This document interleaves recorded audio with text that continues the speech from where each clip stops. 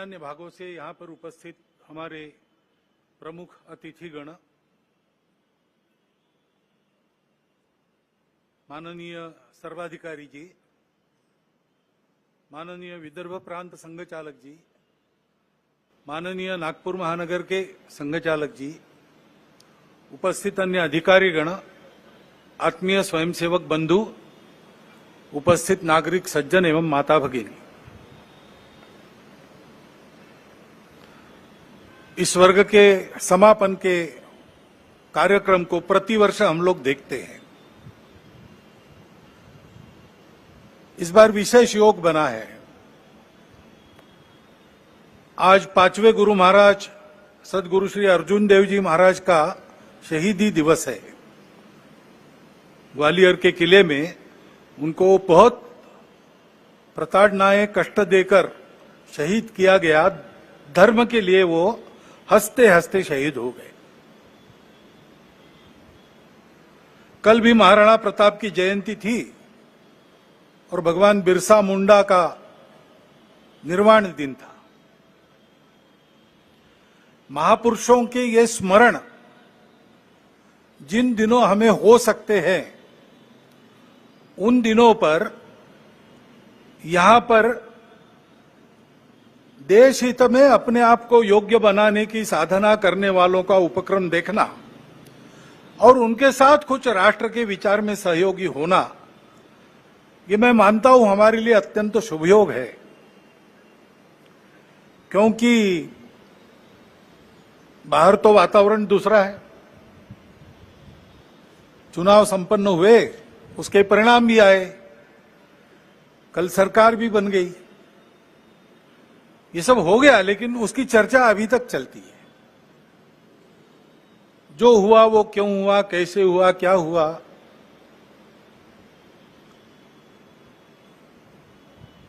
ये अपने देश के प्रजातांत्रिक तंत्र में प्रति 5 वर्ष होने वाली घटना है, होती है।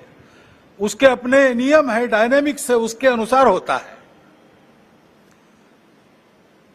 अपने देश के संचालन के लिए कुछ निर्धारण करने वाला वो प्रसंग है, महत्वपूर्ण है। लेकिन हम चरविचरण करते रहे, इतना महत्वपूर्ण क्यों है? समाज ने अपना मत दे दिया, उसके अनुसार सब होगा। क्यों, कैसे, इसमें संघ के हम लोग नहीं पढ़ते। हम अपना कर्तव्य करते रहते, लोकमत परिष्कार का प्रतिवर्ष करते हैं, प्रति चुनाव में करते हैं, इस बार भी किया है। बाकी क्यों हुआ क्या हुआ इस चर्चा में पढ़ते नहीं, क्योंकि आज ही कल ही आदरणीय सत्यप्रकाश महाराज जी ने हमको एक वचन बताया कबीर जी का। सार रूप में हम लोग उस प्रकार से विचार करते हुए इन सब बातों को देखते हैं। निर्बंधा बंधा रहे, बंधा निर्बंधा होई, कर्म करे करता नहीं, दास कहाए सोई। जो सेवा करता है, जो वास्तविक सेवक है, जिसको वास्तविक सेवक कहा जा सकता है, उसको कोई मर्यादा रहती है, वो मर्यादा से चलता है। काम करते सब लोग हैं, लेकिन कार्य करते समय मर्यादा का पालन करते हुए उसको करना। जैसा तथागत ने कहा है, कुशलस्य उपसंपदा, अपनी आजीविका, पेट भरने का काम सबको लगा ही है, करना ही चाहिए। अपने शरीर को भूखा नहीं रखना है, परंतु करते समय कुशलस्य उपसंपदा है, कौशल पूर्वक। यानी उपजीविका के कार्य में उत्कृष्टता जैसे उस शब्द से निर्देशित होती है, वैसे ही वो कार्य करते समय दूसरों को धक्का नहीं लगना चाहिए, ये मर्यादा भी उसमें निहित है। तो ऐसी मर्यादा रख के हम लोग काम करते हैं। काम करने वाला उस मर्यादा का ध्यान रखता है। वो मर्यादा ही अपना धर्म है, वो मर्यादा ही अपनी संस्कृति है, जो महाराज जी ने अभी बहुत मार्मिक कथाओं से थोड़े में बताई, पूरी बताई। उस मर्यादा का पालन करके जो चलता है वो कर्म करता है, लेकिन कर्मों में लिप्त नहीं होता, उसमें अहंकार नहीं आता कि मैंने किया, और वही सेवक कहलाने का अधिकारी रहता है। ये उक्ति कल जब उन्होंने सुनाई तो मेरे मन में आया कि अपना विचार क्या है, संघ कैसे चलता है, उसको बताने का दूसरा कौन सा उपाय। सरल उपाय में यही है, 4 पंक्तियों में संघ की वृत्ति ध्यान में आती है। क्योंकि इन बातों में उलझे रहेंगे तो काम रह जाएंगे, और चुनाव प्रचार की या चुनाव में जो होता है उसकी बात ऐसी है, वास्तव में तो प्रजातंत्र की अनिवार्य आवश्यक प्रक्रिया है, और उसमें 2 पक्ष रहते हैं, इसलिए स्पर्धा रहती है। स्पर्धा रहती है तो दूसरे को पीछे करने का, स्वयं को आगे बढ़ाने का काम होता ही है, होना ही चाहिए। परंतु उसमें भी एक मर्यादा है, असत्य का उपयोग नहीं करना। चुने क्यों जा रहे लोग संसद में जाएंगे, बैठकर अपने देश को चलाएंगे, सहमति बनाकर चलाएंगे। हमारे यहां तो परंपरा सहमति बनाकर चलने की है।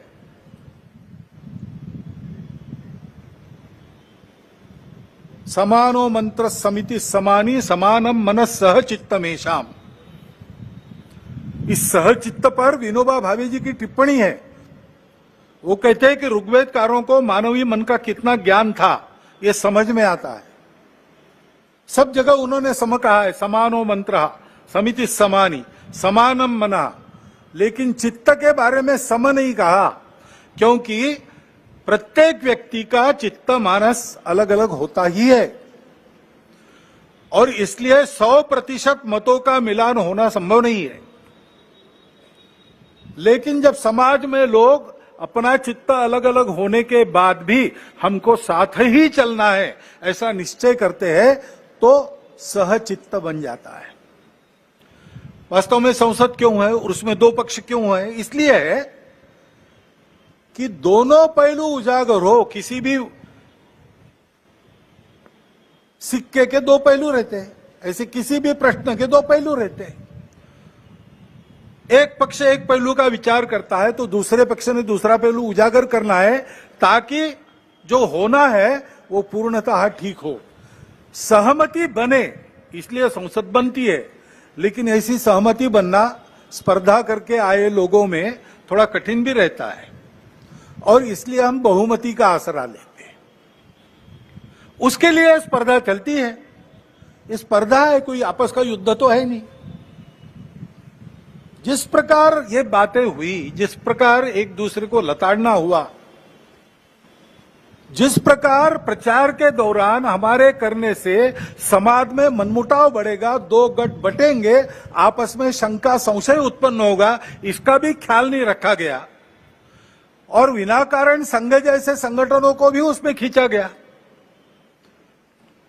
टेक्नोलॉजी का सहारा करके असत्य बातें परोसी गई, नितांत असत्य।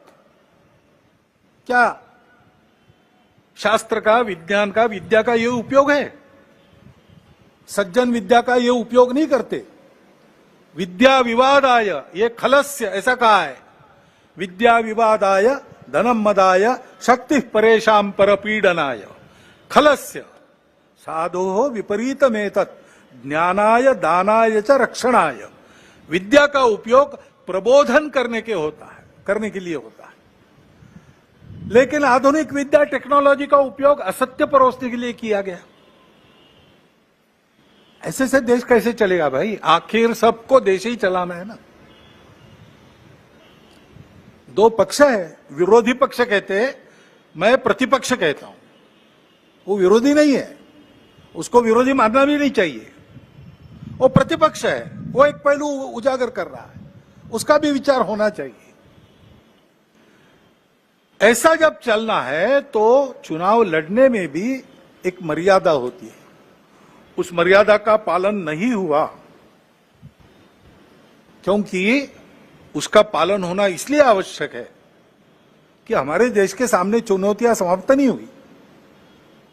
अब सरकार बन गई, वही सरकार फिर से आ गई एनडीए की। अब ये ठीक है, पिछले 10 वर्षों में बहुत कुछ अच्छा हुआ है, आर्थिक हमारी स्थिति, आधुनिक दुनिया जिन मानकों को मानती है, जिसके आधार पर आर्थिक स्थिति का मापन करती है, उनको लगाए तो हमारी आर्थिक स्थिति बहुत अच्छी हो रही। सामरिक स्थिति हमारी निश्चित रूप से पहले से अधिक अच्छी है। दुनिया भर में हमारे देश की प्रतिष्ठा बढ़ी है। कला क्षेत्र में, क्रीड़ा क्षेत्र में, ज्ञान विज्ञान के क्षेत्र में, संस्कृति के क्षेत्र में हम सब लोग विश्व के सामने आगे बढ़ रहे हैं। हमको धीरे धीरे मानना विश्व के प्रगत देशों ने भी शुरू किया है। लेकिन इसका मतलब ये नहीं है कि हम चुनौतियों से मुक्त हुए। अभी उन बातों से मुक्त होकर जो चुनाव के आवेश में अतिरेक हो गया, उससे मुक्त होकर हमको आने वाली बातों का विचार करना है, समस्याओं से राहत लेनी है। अभी हम बैठे हैं, गर्मी लग रही है, अभी तो ठंडा हो गया, लेकिन कुछ दिन पहले कितनी गर्मी थी। इस वर्ष हर वर्ष से बहुत अधिक गर्मी हुई और सर्वत्र हुई, हिल स्टेशंस में भी हुई। बेंगलुरु जैसे महानगर में जल का संकट आ गया। हिमालय के हिमनदियों के पिघलने के बारे में तरह तरह की बातें छप रही है। ये पर्यावरण का सारी दुनिया पर संकट है। भारत जो संस्कारों से ही पर्यावरण का मित्र बनकर चलता है, कृतज्ञता पूर्वक नदियों को, वृक्षों को, पहाड़ों को, पशुओं को, पक्षियों को पूजता है, उनके साथ अपना संबंध मानता है, वहां भी यह संकट खड़ा हुआ है। क्योंकि विकास पथ की दृष्टि अधूरी है। उसको बदलना होगा, सबको बदलना होगा। लेकिन जिसके पास ये दृष्टि पहले से है, वो भारत अपने आप को कैसे बदलता है, ये देखकर दुनिया उसका अनुकरण करने वाली है। तो हमको अपना स्व के आधार पर एक विकास पथ ठीक से बनाना है। अभी उस स्व का विचार करके भी बहुत सी बातें हो रही है, लेकिन हमको मूल से विचार करके दृष्टिगत सारी बातें बदल के करना पड़ेगा। ज्ञान विज्ञान का जो आधुनिक सारा प्रवास और प्रयास है, उसको भी ध्यान में रखकर हमारे परंपरा का ज्ञान जो काल सुसंगत है, उसको साथ लेकर दृष्टि वो रखकर कि वसुधैव कुटुंबकम, और सृष्टि अपनी माता है। हम सृष्टि के विजेता नहीं है, हम सृष्टि के अंग है। वो माता है, उसका दोहन करना है, उसका पोषण होना चाहिए, इस पर ध्यान देना है। उस ढंग से विकास की रीति, उस ढंग से अपने विकास के प्रतिमान हमको बनाने पड़ेंगे। उसके लिए देश में शांति चाहिए, जगह जगह और समाज में कलह ये नहीं चलता। अब 1 साल से मणिपुर शांति की राह देख रहा है, उसके पहले 10 साल शांत रहा। पुराना गन कल्चर समाप्त हो गया ऐसा लगा, और अचानक जो कलह वहां पर उपज गया या उपजाया गया, उसकी आग में अभी तक जल रहा है, त्राही त्राही कर रहा है। कौन उस पर ध्यान देगा? प्राथमिकता देके उसका विचार करना ये कर्तव्य है। समाज में कितनी बातें आ रही, भले घर की महिलाएं शराब पीकर कार चलाती है और नीचे लोगों को रौंद देती है।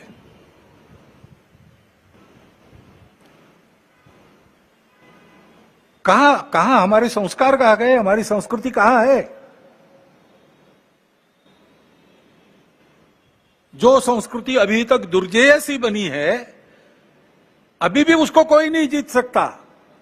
लेकिन उस संस्कृति के वाहक हम लोग उसकी परवाह रखेंगे तभी।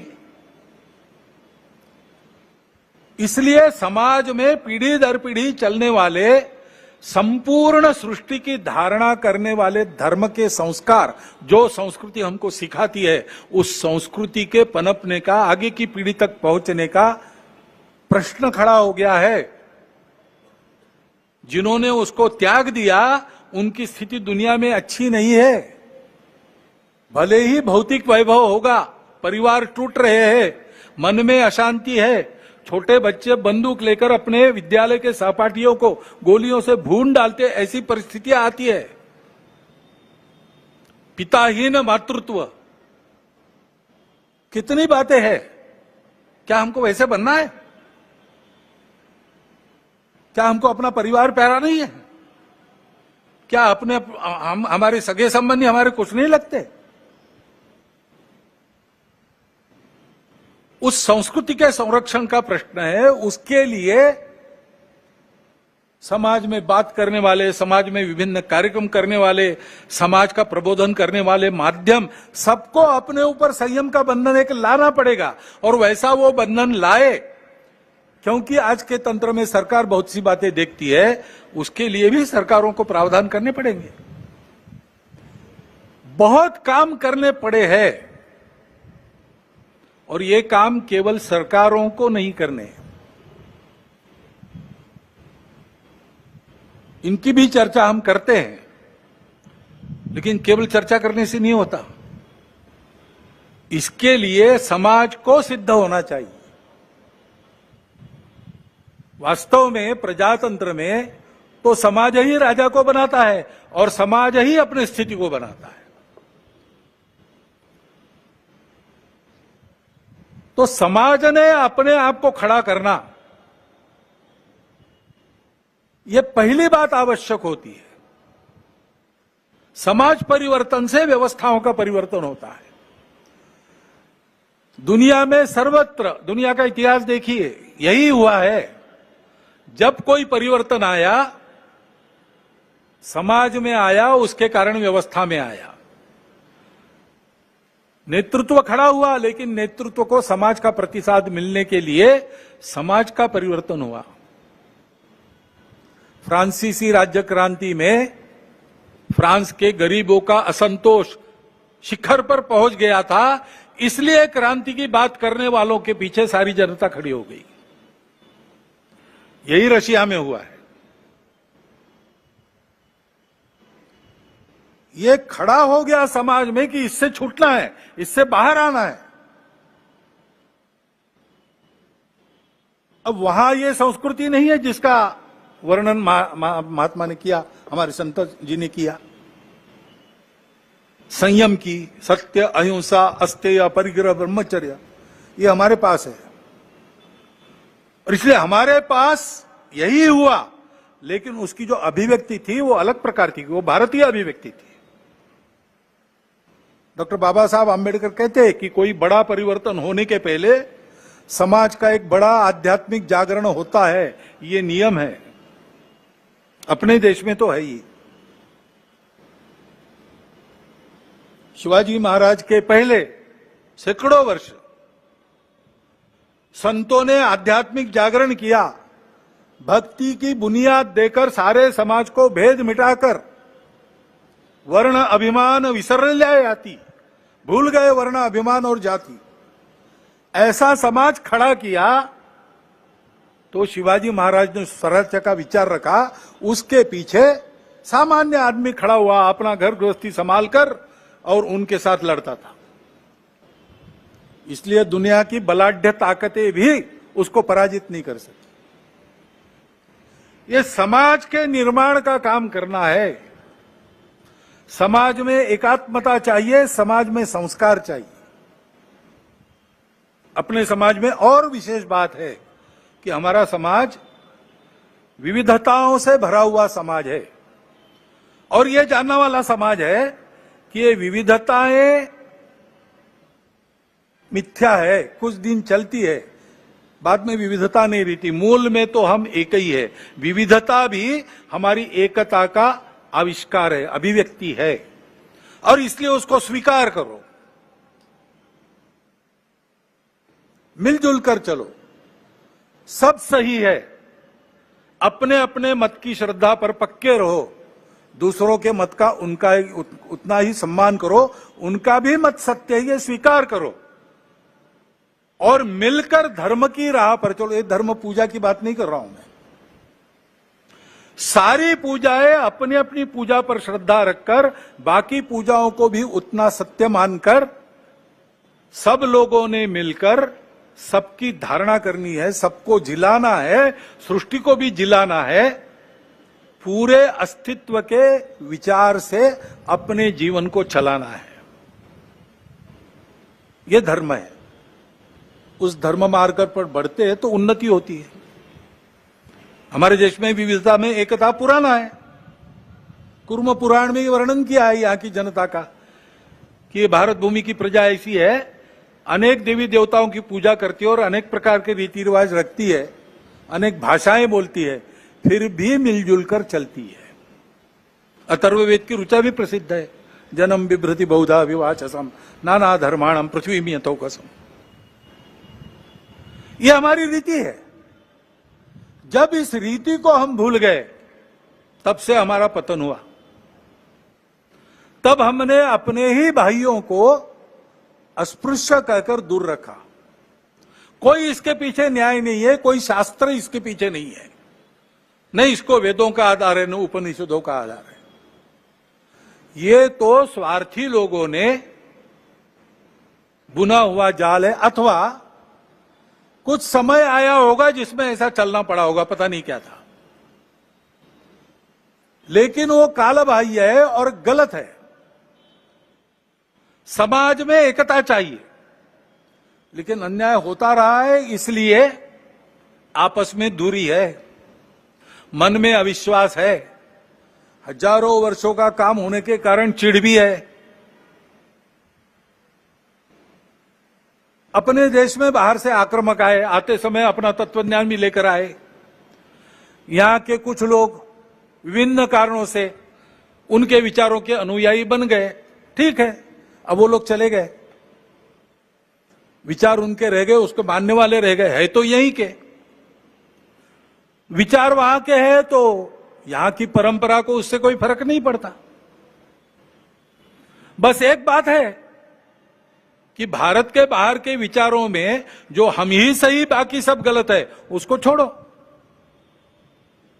मतांतरण वगैरह नहीं करने की जरूरत है। सब मत सही है, सब समान है, तो फिर अपने मत पर ही रहना ठीक है। दूसरों के मत का भी उतना ही सम्मान करो। लेकिन बाहर से आए थे इनके मत, इनका तत्व देने वाले, तो लड़ाई हुई, संघर्ष हुआ, संघर्ष का इतिहास है।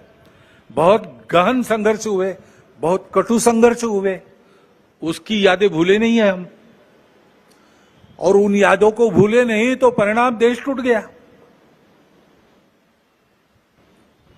वो भी और इन दूरियों को और चौड़ा करता है। बहुत गहरे घाव है, उसकी पीड़ा है। अन्याय के प्रति जो चिढ़ है, उसके कारण अपने ही समाज के लोग रूठे हुए, गुस्से में है, मन में आशंका है, दूरी है, और इतिहास के कारण ये जो घाव हुए उसकी पीड़ा है, इसलिए हम दूर है। तो पास आना और एक होने का मार्ग क्या होगा? मार्ग तो यही होगा कि उसको भूतकाल में जमा कर दो। डर है तो दुर्बल मत बनो, शक्ति संपन्न बनो, डर नहीं रहेगा, लेकिन शक्ति के साथ शील संपन्न बनो। शील अपना अपने धर्म और संस्कृति से आता है, जो सत्य के बाद अहिंसा को कहता है, सबके प्रति सद्भावना को कहता है। सबके प्रति सद्भावना को लेकर पुरानी बातों को भूलकर सबको अपनाना, और हम एक दूसरे को अपना सके इसलिए अपने को जो बदल अपने में करना है, अपने घर से उसका प्रारंभ करना, स्वयं से प्रारंभ करना। जैसे अपने ही बंधुओं को जो हमने ही दूर किए, उनको लेने के लिए ये जो जाति पाति की बात है, it should go out lock stock and barrel, ऐसा बाला साहब ने कहा है। भाषण में तो जाती है, कार्यक्रमों में तो जाती है, मेरा आचरण और मेरे घर के आचरण में वो जानी चाहिए। उसके जगह समताधिष्ठित व्यवहार की प्रतिष्ठापना होनी चाहिए। कठिन होगा, लेकिन देश के लिए करना पड़ेगा। हजारों वर्षों से जो पाप हमने किया, उसके प्रक्षालन के लिए करना पड़ेगा। ऐसे ही आपस में मिलना जुलना है।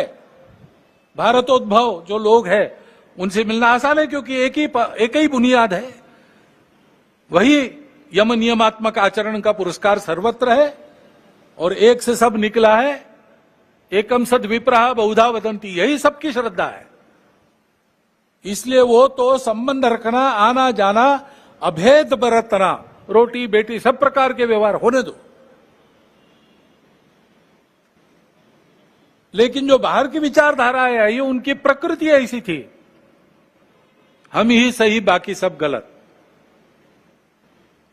अब उसको ठीक करना पड़ेगा, क्योंकि वो आध्यात्मिक नहीं है। इन विचारधाराओं में जो अध्यात्म है उसको पकड़ना पड़ेगा। पैगंबर साहब का इस्लाम क्या है, सोचना पड़ेगा। ईसा मसीह की ईसाईयत क्या है, सोचना पड़ेगा। भगवान ने सबको बनाया है, भगवान की बनाई जो कायनात है उसके प्रति अपनी भावना क्या होनी चाहिए, सोचना पड़ेगा। सोच समझ के जो समय के प्रवाह में विकृतियां आई है उसको हटाकर, ये जानकर कि मत अलग हो सकते हैं, तरीके अलग हो सकते, सब अलग हो सकता है, हमको इस देश को अपना मानकर उसके साथ अपना भक्तिपूर्ण संबंध स्थापित कर, इस देश के पुत्र सब कुछ अपने भाई है, ये जानकर व्यवहार करना पड़ेगा। और ये होना पड़ेगा तो उसके लिए आदत की आवश्यकता रहती है, क्योंकि विचार तो अच्छे होते हैं, मन को भी अच्छे लगते हैं, बुद्धि भी उनको मान्य करती है, लेकिन दशकों की शतकों की जो आदत है उसको सुधारने में समय लगता है, उसको सुधारने में समय लगता है। और इसलिए उसके लिए रोज व्यायाम करने की आवश्यकता है। वो व्यायाम ही संघ की शाखा है। ये सारी बातें संघ की शाखा में होती है, हंसते खेलते होती है, करने वालों को ध्यान में भी नहीं आता कि जो मैं कर रहा हूं उससे ये हो रहा है। 10-12 साल के बाद पीछे मुड़ के उस समय के स्वयं के चित्र को देखता है तो उसको लगता है कि मैं कितना बदल गया। संघ यही काम करता है, संघ इसी के लिए है। ये करते हुए अपने विश्व के सारे जीवन का आधार बनने वाले भारत को फिर से उस रूप में खड़ा करना, यह कर्तव्य है, इसको करना है। इसलिए यह तपस्या है और इसलिए हम इन सारी बातों को करते हैं। अभी 5 बातों का आग्रह हम समाज के सामने रख रहे हैं। स्वयंसेवक अपने से प्रारंभ करेंगे, कर लिया उन्होंने, शुरू होगा, धीरे धीरे बनेंगे। एक तो बात है सामाजिक समरसता का व्यवहार। अपने कार्य क्षेत्र में जितने प्रकार का समाज रहता है उन सब में अपने मित्र और मित्र कुटुंब होने चाहिए, अपने कुटुंब के। और जहां अपनी शक्ति है कि समाज हमारे कहने से मान सकता है, वहां मंदिर, पानी, स्मशान सबका एक होना चाहिए। पर्यावरण के बारे में हम प्रयास करेंगे, पानी बचाओ, प्लास्टिक हटाओ, हरियाली, पेड़ लगाओ, अपना घर हरित घर बनाओ।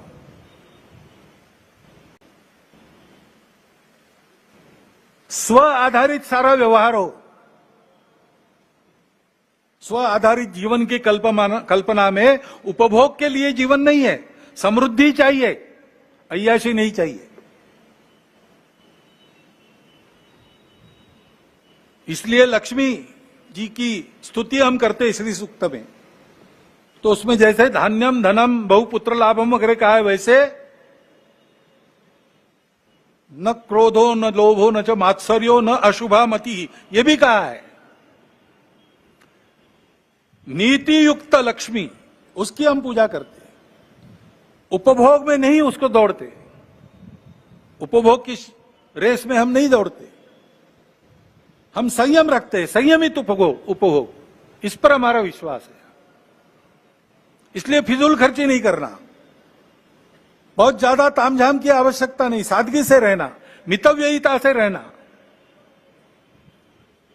आवश्यकताएं सारी पूरी हो, समाज है तो उसमें थोड़ा बहुत स्थान मान सबका रहता है, उसके अनुसार अपना रहना सहना हो, परंतु अनावश्यक खर्चा नहीं करेंगे। सादगी से रह सकते रहेंगे। स्व आधारित स्वदेशी का व्यवहार यही है जो अपने घर में बन सकता है, बाहर से नहीं लाना।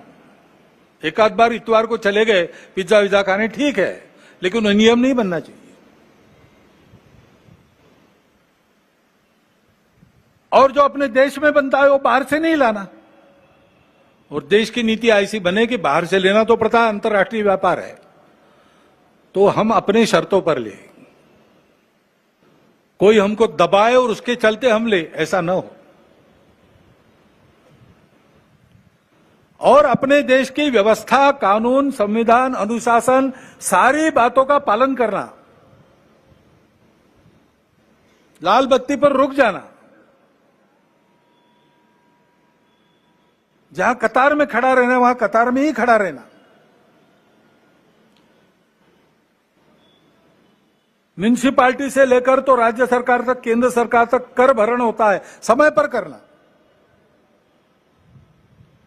कोई नियम तोड़ना नहीं, कोई व्यवस्था तोड़नी नहीं, अनुशासन में रहना। और ये सारा मैं और मेरा परिवार कर सकूं, इसलिए हफ्ते में एक दिन अपने परिवार के साथ बैठना, अपनी परंपरा, कुल की और देश की, उसकी संस्कृति, उसके मूल्य, उस पर आधारित व्यवहार, इसका स्मरण करना, उनको अपने जीवन में परिश्रम के साथ प्रसंग आया तो प्राण देकर भी निभाने वाले अपने कुल के और अपने देश के पूर्वजों का स्मरण करना, और उसके अनुसार अपना घर है कि नहीं इसकी चर्चा करना, और सहमति से जो तय होता है वो लागू करना। घर के सब लोग एक बार बैठे, श्रद्धानुसार सप्ताह में एक बार भजन करे, श्रद्धानुसार करे, घर में बनाया हुआ भोजन आनंद से करे, और 3-4 घंटा गपशप करके इन सारी बातों की चर्चा करके धीरे धीरे अपने घर का वातावरण सांस्कृतिक बनाए। जो हजारों वर्षों की, शतकों की, दशकों की, युगों की ऐसी अपनी परंपरा चली है, उस परंपरा की विश्व को आवश्यकता है। हम उसको काल सुसंगत रीति से आधुनिक ज्ञान, विज्ञान और अपनी परंपरा दोनों का समन्वय करते हुए चरितार्थ करेंगे तो दुनिया को राहत मिलेगी, अपना देश भी अच्छा बनेगा, हमारा जीवन भी सुंदर होगा, सार्थक होगा। उस जीवन को बनाने का रास्ता सीखने के लिए स्वयंसेवक संघ की शाखा में आता है, और पूरा समाज संघ की शाखा में आए, ऐसा आग्रह इसीलिए संघ रखता है। वहां क्या क्या होता है, कैसे कार्यक्रम होते हैं, कौन से गीत होते हैं, कैसे सुभाषित होते हैं, ऐसे कार्यक्रमों में से ये आपको देखने को मिलता है। परंतु दूर रहकर देखकर तो इसका कुछ होने वाला है नहीं। इसमें सहयोगी बने, सहभागी बने, इसकी आवश्यकता है। यह संघ की शाखा का कार्यक्रम आपने देखा है, लेकिन संघ के स्वयंसेवक अनेक काम करते हैं। नित्य चलने वाले छोटे बड़े सेवा कार्य और सेवा की गतिविधियां मिलाकर 1,22,000 से ऊपर काम चल रहे हैं। भीड़ होती तो कैटेगरी अलग बनाकर हमको कुछ बातें छोड़नी पड़ती है गिनने की, इतना वो कार्य बड़ा है। जीवन का कोई क्षेत्र ऐसा नहीं जिसमें संघ के स्वयंसेवक कोई मंच या कोई संगठन बनाकर सक्रिय नहीं, उन सब में आप आ सकते हैं। परंतु ये जो रोज का व्यायाम है शरीर मन बुद्धि का, ऐसे काम में हम रहे, उन कामों से अपने आप को बांध ले, कर्तव्य समझकर करे, लेकिन बांधकर भी निर्बंधा रहे, काम करे लेकिन मैंने किया ये अहंकार न पाले, तो हम इस देश की सच्ची सेवा कर रहे ऐसा होगा। और अपने देश को, हम सब लोगों के सच्चे सेवा की आज आवश्यकता है, और विश्व को भी आवश्यकता है। भारत का वो जीवन ध्येय है। पूरे विश्व की सेवा, वो करने लायक भारत को खड़ा करना है तो समाज को इस प्रकार बनना पड़ेगा। समाज ऐसे बनेगा तो व्यवस्थाएं और व्यवस्था चलाने वाले लोग अपने आप उसके पीछे पीछे चलकर ऐसा बनेंगे। हमेशा बुनियाद से शुरू होता है बनाना। केवल भगवान आदि कलश मग पाया रे, पहले शिखर बाद में बुनियाद, ये चमत्कार केवल भगवान कर सकते हैं। और भगवान दुनिया में कोई काम करते नहीं, करवाते हैं। बैठे बैठे सुदर्शन चक्र चला देते, रावण मर जाता, लेकिन मनुष्य रूप लिया, इतने कष्ट सहन किए, सुदूर जंगलों में जाकर, ग्रामों में जाकर जागृति की, वो लोग साथ आए, सामने रहकर लड़े, तब रावण का वध हुआ। शमी पर रखे अपने शस्त्र उतारकर पांडव धर्म युद्ध के लिए सिद्ध हो गए, तब भगवान कृष्ण ने केवल सारथ्य किया। चाहते तो द्रौपदी के वस्त्रहरण प्रसंग में ही कौरवों को भस्म कर देते, लेकिन भगवान पहले शिखर बाद में बुनियाद, ये चमत्कार बहुत कम करते हैं। भगवान की रीति यह है, वो हमको बुद्धि देता है, हमको स्वतंत्रता देता है, संस्कारों के द्वारा शुद्ध बुद्धि के प्रकाश में काम करने का अवसर देता है। हमारे काम करने पर भगवान की लकड़ी लगती है, भगवान की उंगली लगती है। हमारी लकड़ी पर गोवर्धन उठ रहा है, हमको लगता है उंगली भगवान की लगती, परंतु उंगली तभी लगती जब हमारी लकड़ी लगेगी। यही सर्वत्र दुनिया के इतिहास में हुआ है, यही अपने वहां होना चाहिए, होने जा रहा है। हमको उसका निमित्त बन के काम करना है। और इसलिए संघ के इस महाअभियान में आप सबको आमंत्रित करता हुआ, मैं ये थोड़ा लंबा हुआ भाषण आपने सुन लिया, इसलिए आपका धन्यवाद करता हुआ मेरे 4 शब्द समाप्त करता हूं।